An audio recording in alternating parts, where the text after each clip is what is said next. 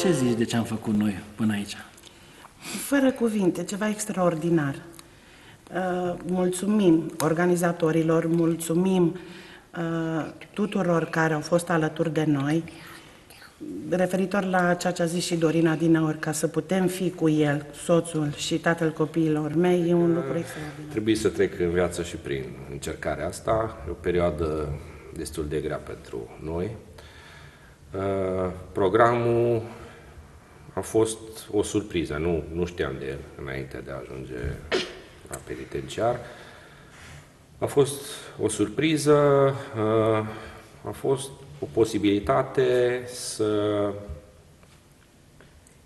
văd un pic altfel lucrurile. Sincer, mi se pare extraordinar și atunci când a fost condamnat soțul meu, m-am gândit că este injust pedeapsa prin prisma victimelor colaterale și nu mă refer aici la mine care sunt adult, ci la copii. Da. Se pare că sistemul are resursele necesare să compenseze ceea ce am considerat o injustiție la momentul respectiv și, sincer, mă bucură.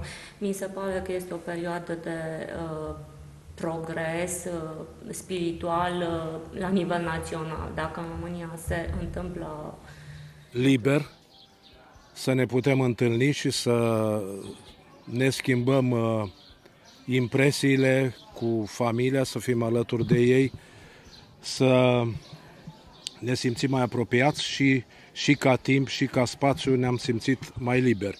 Cred că în toată țara și poate că în toată lumea este singura ocazie de a mai uita de greutățile cu care și depresiunea care o avem în pușcărie. Am înțeles. Acum cireașa de pe tort este ieșirea afară. Aici ai frumusețea lucrării acestea și a jocului acesta, dacă vreți. Dar dincolo de ieșire, este un cadru, mai ales acum suntem la pădure, la un grătar, la un mic, la o părtășie mai apropiată. Dar vis-a-vis de curs, de ceea ce am învățat, lecțiile pe care am văzut acolo, da, la prima te-au vedere, schimbat cu ceva? Da, la prima vedere așa este. Ieșirea afară este ceea ce, să zicem, că ne-a tentat. Dar după primele lecții, 2-3 cursuri din curs, să zic, așa. Da, ne-am dat seama că aveam de-a face cu un program care se adresează minții, sufletului, inimii noastre și eu spun sincer că în acest curs, unde am avut, fără ca să fac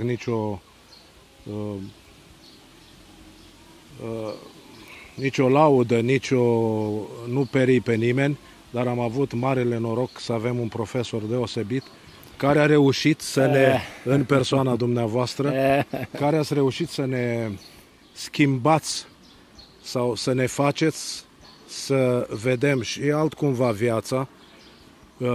Am reușit să ne consolidăm, să descoperim principii biblice pe care în viața civilă, deși am studiat Biblia, dar dumneavoastră ne-ați deschis o altă perspectivă, ne-ați dat posibilitatea să vedem viața altcumva, să ne apropiem de Dumnezeu, e un început pe care noi